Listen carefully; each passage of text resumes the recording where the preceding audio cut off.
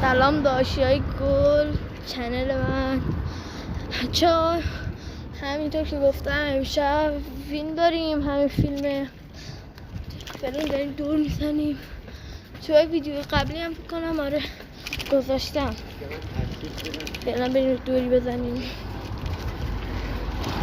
دوستان سریع حساب کنید 50 تایشیم که هر شب براتون لایو زنده هم میگیرم اگه سریعتر 50 تایشیم، چون الان فکر کنم 2 تا مشترک بیشتر نه. سریعتر حساب کنید ویدیو رو، سر به چنل هم بذارید. شورت ویدیوهای خنده‌دار و فوتبالی که زیاد گذاشتم. Let's go. پنجشنبه هم خیابون شلوغه و بدون دست دارم میرم پشتم کلی ماشین.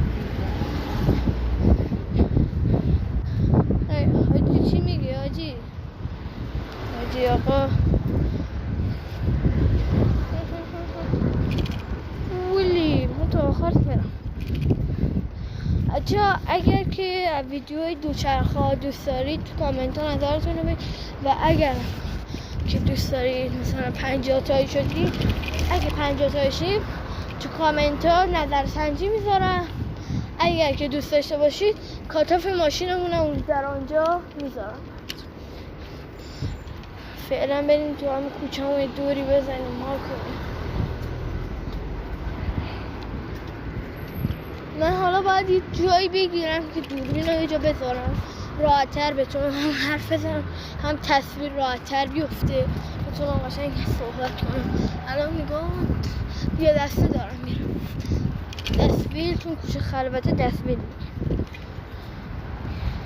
البته دستش از سنگینم، تازه باشگاه اومدم کیفم بالا کولمه. فعلا که خبری از داداشم نیست. بچه توی اینستا سر به چنل داداشم بذارید، اسمشم نوشته برد یا ادسان. اینجا مشاهده میکنید که مبل بردن. اینم داداشم.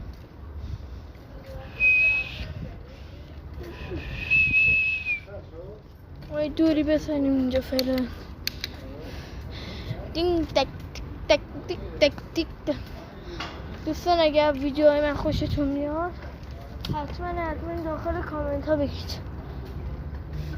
حالا این تازه اولشه، شروع ماجرا. کلی ویدیو دیگه براتون میذارم. تا ویدیوی بعد خدا یار و نگهدار شما.